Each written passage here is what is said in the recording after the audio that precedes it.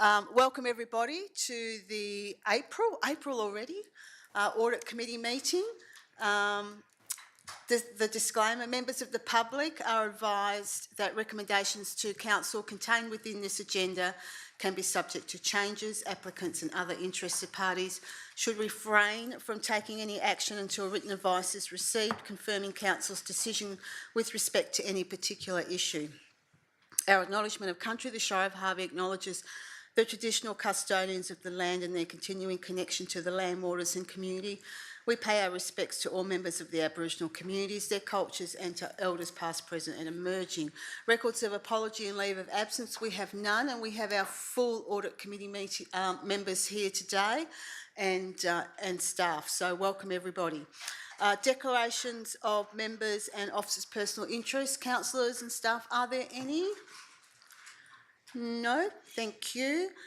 Response to previous questions taken on notice is nil. Public question time is nil. Petitions, deputations, presentations and submissions is nil. We'll move into confirmation of minutes. We have a recommendation that the minutes of the Audit Committee meeting held on Tuesday the 24th of February 2026 be confirmed as a true and correct record. Moved Councillor McCarthy, seconded by Councillor Morley. Question, Councillor Coleman. Yeah, thank you. It just seems odd to me that it says the recommendation is that the minutes of the blah as attached. They're actually never attached. Okay, so it's probably only an admin thing for future, but where it says that the minutes are attached, they're not, and they never are. So okay. I'm wondering if we could perhaps next time take that out. We can look to reword that. I would say that that's standard wording that's used throughout all of the council and committee agendas since I've started at the Shire. So they'll look into that one. Yep. Point. Okay then, so we've moved Councillor McCarthy, seconded Councillor Morley. I'll put that one to the vote. All those in favour? That is carried. Thank you. All right, we shall move into the officers' reports. 8.1 is the Audit Committee Terms of Reference update. We have an officer's recommendation here. When I get to it, here we go. There's a number of recommendations there. We'll just get it on the table first because I do have a couple of questions. So moved Councillor Coleman, seconded Councillor Bromham. Councillor Coleman, did you have anything?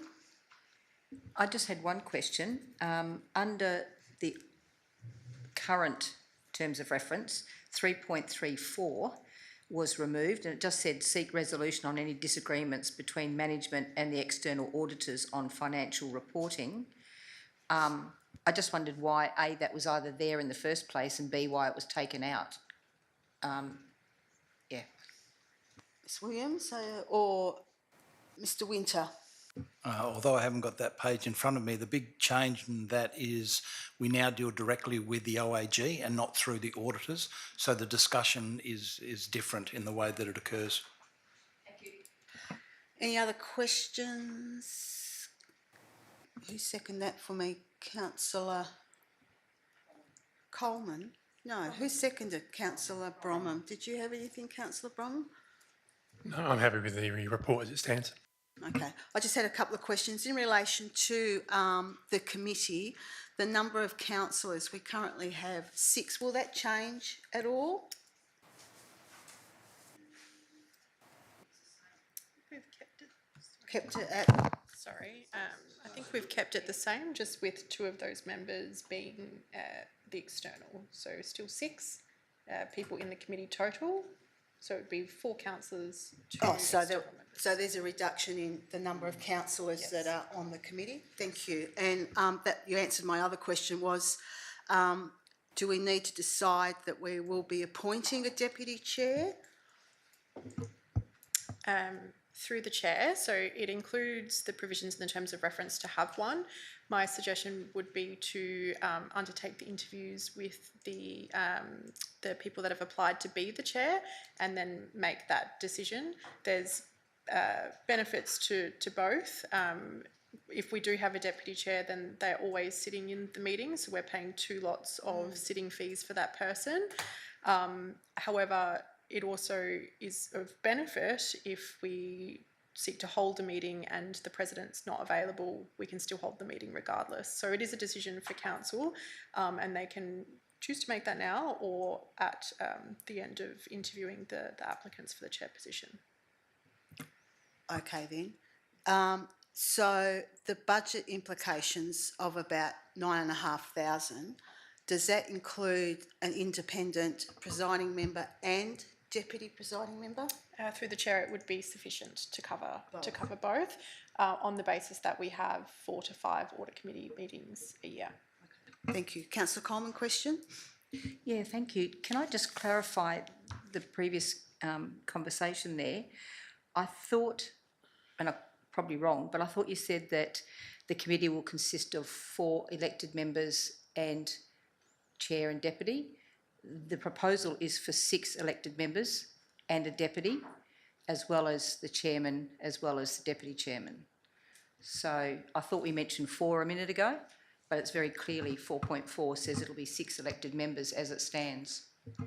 Yeah, sorry, through the chair, if that's what it says in the terms of reference, then that's what you're adopting. I didn't have it in front of me yet. Okay, all right. So just for clarification, it's still the 6 elected members plus definitely an external chair, possibly a deputy chair as well, being external.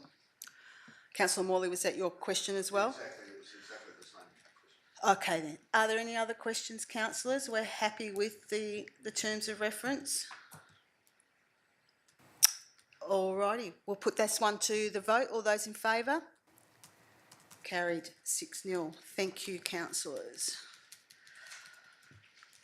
All righty, we shall now move on to item 8.2, which is the shortlist for the Audit, Risk and Improvement Committee, the independent positions. We have an officer's recommendation here. Do I have a mover for that? Councillor Coleman, seconder. Councillor Dickinson. Before I go to you, Councillor Coleman and Councillor Dickinson, just a question in relation to why we didn't have the applications attached. Thank you. Through the chair, so we can choose to go behind closed doors now. However, there was only a limited amount of applications. The recommendation gives authority to the audit committee to conduct the interviews thereafter. So our thoughts were that we would circulate all of the applications after the meeting. Thank you, Ms Williams. Okay, Councillor Coleman, did you have anything to say? Councillor, thank you. Councillor Dickinson? Just wondering, due to the previous conversation, do we need to put in there independent presiding member and deputy presiding member as item 1? So I see what you're saying, because that resolution would suggest that we're interviewing for both positions.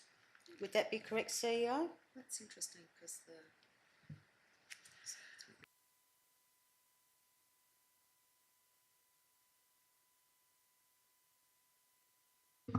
Sorry, apologies.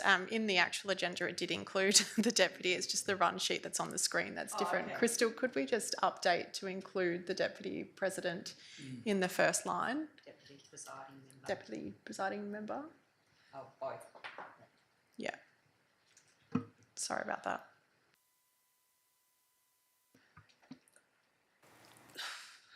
Okay. Happy with that? Yes. Thank you. Okay, any other questions, comments? Okay, we'll put this one to the vote. All those in favour? Carried 6-0. Thank you, councillors. All righty, we will move now to 8.3, which is the Work Health and Safety Report for Q3. Once again, we have an officer's recommendation here. Do I have a mover for this one? Councillor Morley. Seconder? Councillor Bromham. Thank you. Councillor Morley, did you have anything to say? I had a couple of Please, yep, now's the time. I've just got to scroll through and find them. Governance Advisory Services KPI, the additional resource and safety team is supporting. Work is continuing on the development of clear terms of reference for the committee, the alignment of safety reporting with organisational risk management and service planning, and the progression of proactive initiatives such as trend analysis, targeted audits and workforce training. I'm just wondering what the progress was on that particular issue, please. Sure, sorry, and apologies, my laptop's going a little bit slow for me. Through the chair, so in the governance and advisory services, yes, so we've just completed our terms of reference for the safety committee and its re-establishment, and you probably even notice in the bathrooms here there's some signs up advertising for those people to join the committee, so that's well in progress.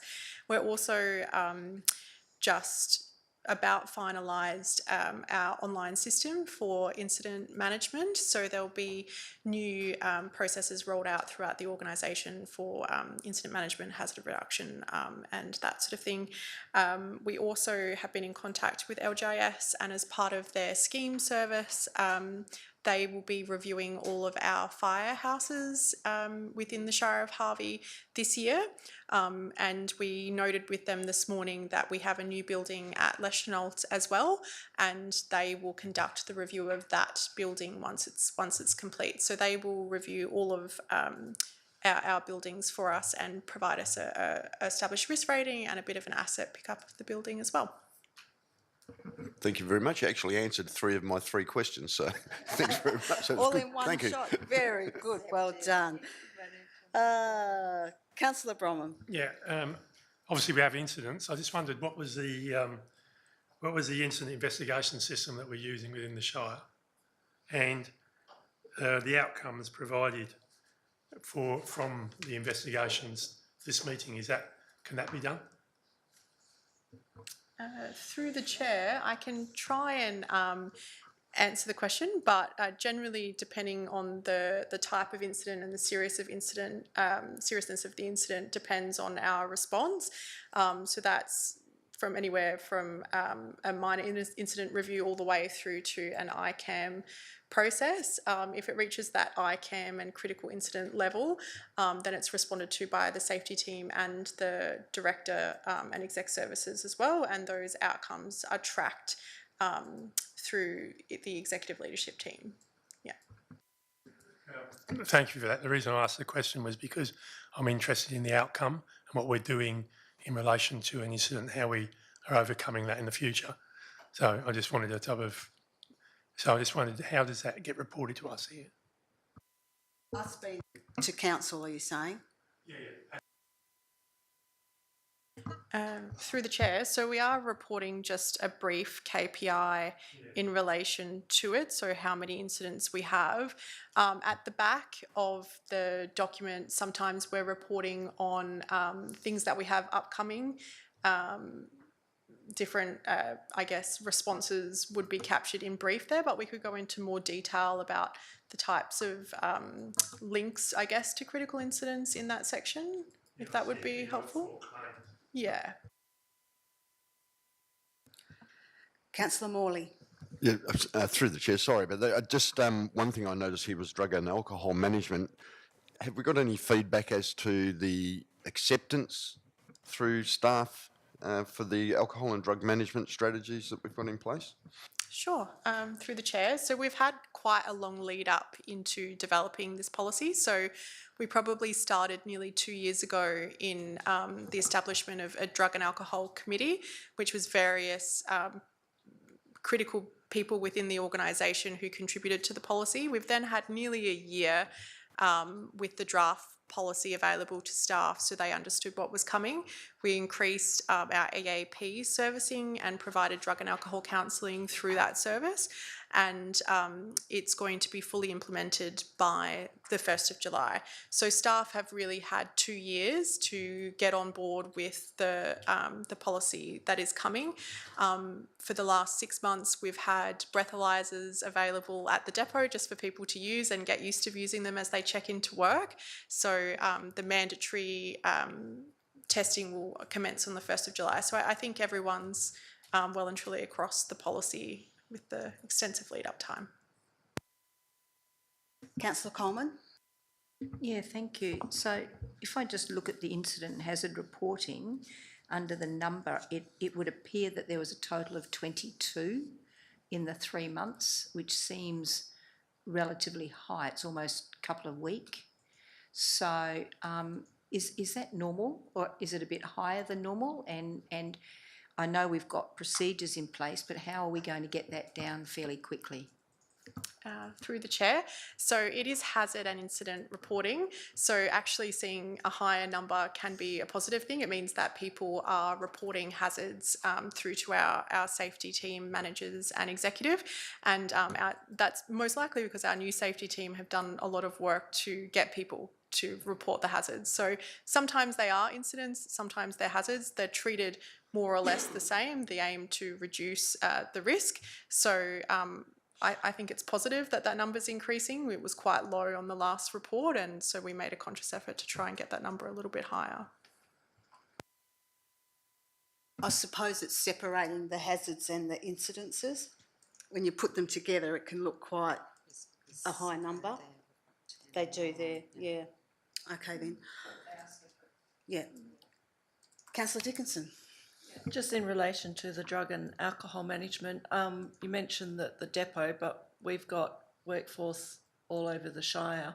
So how is that going to be monitored, and does it also include people that are just driving Shire cars, not just machinery as well? Yep. And councillors. I can answer that.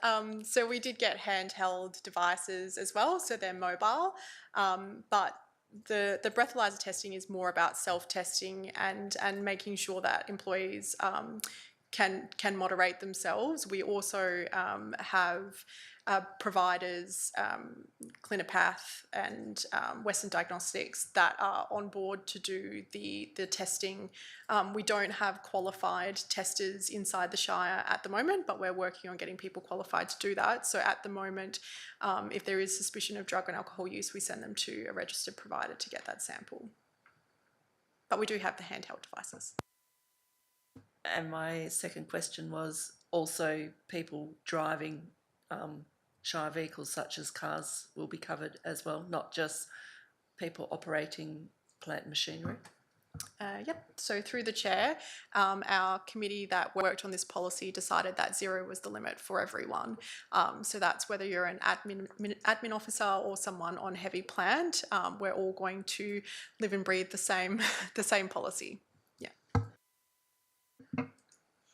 Just a question in regards to the audit of our firehouses. I love that term, firehouses.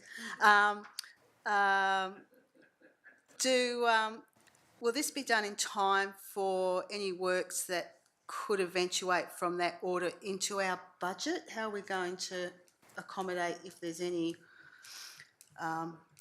risk or safety issues that need to be addressed?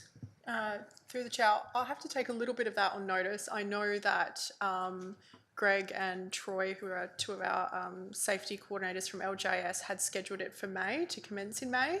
So I am hopeful that we would get some information back, but we're also coordinating through Hayden's team as well to make sure that he's available for those audits. So I'm hopeful, but yes and no, 50-50. I suppose it's just to be aware that there could be a potential line there where we need to fund some of our firehouses. And I suppose my last question is, are there any emerging risks that are coming through that are that we need to sort of be aware of? Are there any trends up or down? Through the chair, I spoke briefly on the psychosocial trends at the workforce planning workshop that I had with council recently, and there's been things in the news, I suppose, with different councils that have highlighted that as a risk. So I think that's where we're focusing a bit of our attention at the moment. Another question, councillor Bronwyn? Yeah, that concerns me actually, because I was thinking about the impact of some of the communication through Facebook and other means that's affecting our staff from people external to the organisation. I wondered how we were managing that, given I know that has a detrimental effect on our staff. CEO?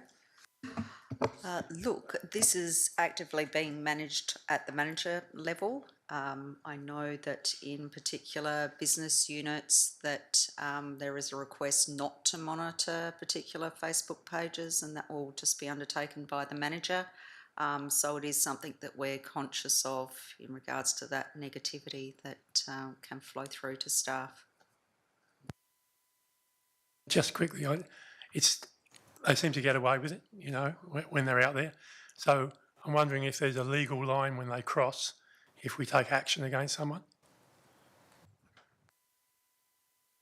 Yeah, through the chair. So our position should always be to send people through the appropriate channels that are already in place to manage lines of inquiry. So direction to staff would be limiting that interaction on Facebook, and even perhaps to council to direct them through appropriate channels where we can give informed and succinct responses that don't involve that backwards and forth. That would be what we suggest.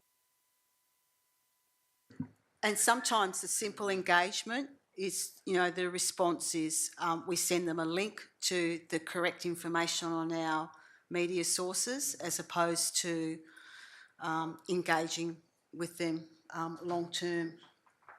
I agree with what you're saying, but I just read the letter that was sent to Dean the other day, and I thought that it's simply inappropriate. And at some point in time, I think staff need to be backed up in relation to some legal process. I don't know if that's available to us or not, but it's something I think we should certainly investigate. Yeah, thank you. And through the chair, we do have processes we can undertake, cease and desist letters and those sorts of things. So we actively monitor complainants through our complaint management progress, and we engage legal counsel where necessary. But it is managed in-house already, and with legal counsel if required. So, Any further questions, councillors? All right, this was moved by councillor Morley, seconded by councillor Bromham. Considerable amount of work being done in this area, so well done to staff, CEO and staff. So we'll put this one to the vote. All those in favour? Carried 6-0. Thank you. Well done. We'll now move on to 8.4, which is the strategic risk register. Quarterly report for quarter 3. I'd imagine there's some questions around this one, but we'll get it on the table first. We've got an officer's recommendation here. Do I have a mover for this one, please? Councillor Morley, seconded councillor McCarthy.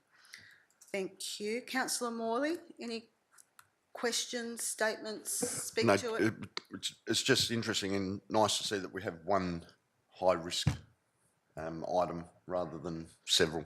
So, and it relates to infrastructure. So that's a good thing to see as far as I'm concerned. Thank you, councillor Morley. Councillor McCarthy? Yes, I just noticed that since the last quarterly report that we had actually obviously put things in place, and so the number of moderate had come down. So I think that's actually a really good point. Thank you, councillor McCarthy. Any other? Councillor Coleman? Yeah, just a question. I'm wondering if we could just get someone could talk us through the one that's inadequate. So scenario 15, where are we at and what are we doing about it? And that is failure to ensure the Shire facilities, buildings, gardens and grounds are fit for purpose and well maintained. CEO through to... Through the chair, I'll take a stab. We have started all the building condition reports now. So that'll address that, and I've got a very rough plan to start assessing roads and to start assessing footpaths, and also to start assessing parks. I'm awaiting the budget approval, and then I can start the actual work on that. So that'll be assessed through that. Thank you. Councillor Bromham. Thanks for that. I just wondered, in relation to that, is there going to be are you going to give us that briefing to council so we can start looking at the things in the budget, what we can afford, what we can't afford, and where the money should be going to, and in relation to where sometimes it does?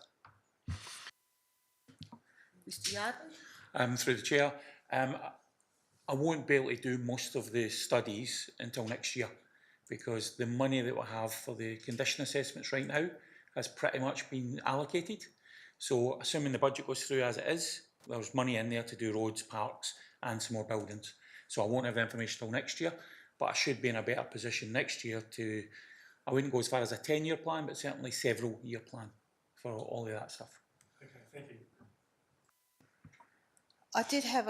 I've got a couple of questions here, and I'll just go through with the different scenarios. So, Ranger Services, I think in our last report there was some issues about our staffing for our Ranger Services. Just wondering how we're going in that area. Thank you.